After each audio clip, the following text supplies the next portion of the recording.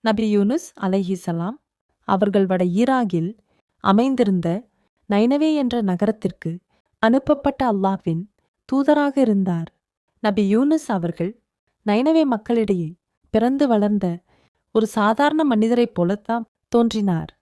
வளமான நகரமான நைனவே அல்லாஹ்வின் செய்தியை நீண்ட காலமாக மறந்து சிலை வணக்கம் மற்றும் பாவங்களில் மூழ்கிய நகரமாக மாறியது.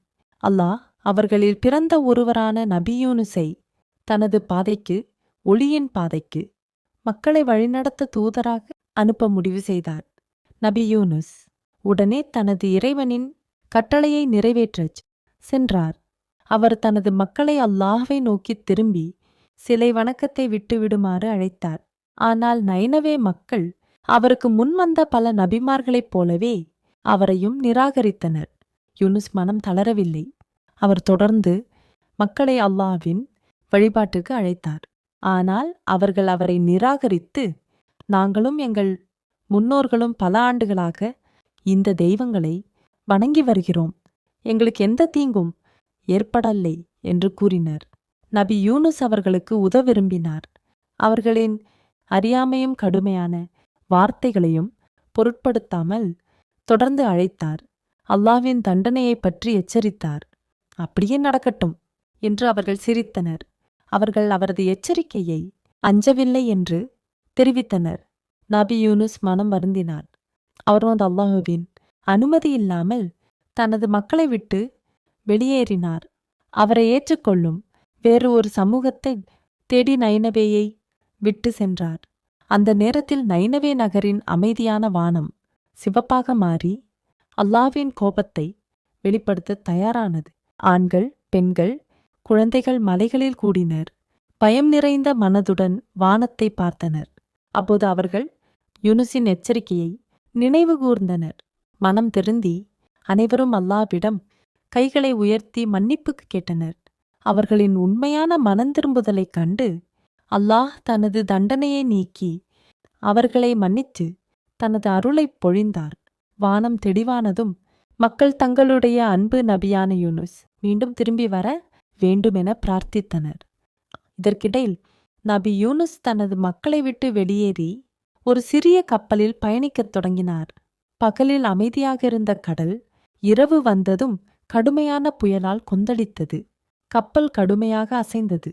பயணிகளும் கப்பல் பணியாளர்களும் தங்களின் உயிர் ஆபத்தில் இருப்பதை உணர்ந்தனர். கடல் நீர் மெதுவாக கப்பலுக்குள் புகுந்தது. புயல் மேலும் கடுமையானதால் கேப்டன் கப்பலை இலகுவாக்க சுமைகளை கடலில் வீச உத்தரவிட்டார். அவர்கள் அதைப்போ பின்பற்றினார்கள். ஆனால் கப்பல் இன்னும் மூழ்கியது. இறுதியில் கேப்டனுக்கு வேறு வழியில்லை. கப்பலில் இருந்த ஒருவரை தேர்ந்தெடுத்து கடலில் வீச வேண்டும் என்று முடிவு செய்யப்பட்டது. அவர்கள் சீட்டு இழுத்தனர். நபி யூனுஸின் பெயர் வந்தது. அவர்கள் யூனுஸ் ஒரு நல்ல மனிதர் என்று அறிந்ததால் அவரை வீச மறுத்து மீண்டும் சீட்டு இழுத்தனர். ஆனால் மீண்டும் அதே முடிவு வந்தது. மூன்றாவது முறையும் அதேபோல் யூனுஸின் பெயரே வந்தது. அவர்கள் அதிர்ச்சியடைந்தனர். ஆனால் நபி யூனுஸ் இது அல்லாஹ்வின் தீர்ப்பு என்பதை அறிந்தார்.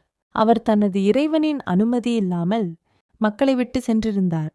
அதனால் யூனுஸ் தானாகவே அந்த இருண்ட கொந்தளிக்கும் கடலில் குதித்தார்.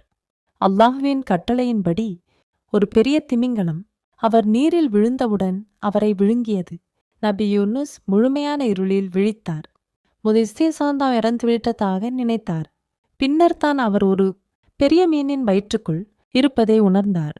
அந்த இருளில் அவர் அல்லாஹ்விடம் சுஜூத் செய்து பிரார்த்தித்தார். உன்னை தவிர வேறு இறைவன் இல்லை. நீ பரிசுத்தமானவன். நிச்சயமாக நான் தவறு செய்தவர்களில் ஒருவன். கடலின் உயிரினங்கள் அவரது பிரார்த்தனையை கேட்டன.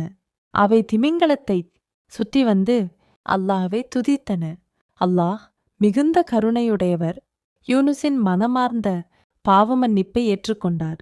அவர் அந்த திமிங்கலத்திற்கு யூனுஸை கரைக்கி விடுமாறு கட்டளையிட்டார். திமிங்கலம் அல்லாஹ்வின் கட்டளைக்கு கீழ்ப்படிந்து அவரை கற்கீஸ் போனது. யூனுஸின் உடல் பலவீனமாகவும் வெப்பத்தால் பாதிக்கப்பட்டிருந்தது. சூரியனின் வெப்பத்திலிருந்து அல்லது காற்றிலிருந்து அவருக்கு பொறையாய் இல்லை. அதனால் அல்லாஹ் அவருக்கு மேல் ஒரு மரத்தை வளரச் செய்தார். அது அவருக்கு நிழலும் உணவும் அளித்தது. அல்லாஹ் அவரை மன்னித்து அவர் உண்மையான மனந்திரும்புதலால் மட்டுமே அவர் மீனின் வயிற்றிலிருந்து விடுவிக்கப்பட்டார் என்று தெரிவித்தார். யூனுஸ் முழுமையாக குணமடைந்த பின் தனது பணியை தொடர நைனவே திரும்பினார். அங்கு அவர் ஆச்சரியமடைந்தார். நைனவே மக்கள் அனைவரும் இஸ்லாமை ஏற்றுக்கொண்டு தங்களுடைய நபியின் வருகைக்காக காத்திருந்தனர். அவர் தனது மக்களுடன் சேர்ந்து அல்லாஹ்வுக்கு சுஜூத் செய்து நன்றி தெரிவித்தார். இந்த கதையுடன் பாடம் என்னன்னா, நாம் ஒருபோதும் அல்லாஹ்வின் கருணையை இழக்க வேண்டாம். எந்த நிலையிலும் நாம் உண்மையாக அவனிடம் திரும்பி பிரார்த்தித்தால் அவன் நிச்சயமாக உதவ முடியும். அல்லாஹ் அனைவருக்கும் அருள் புரிவானாக.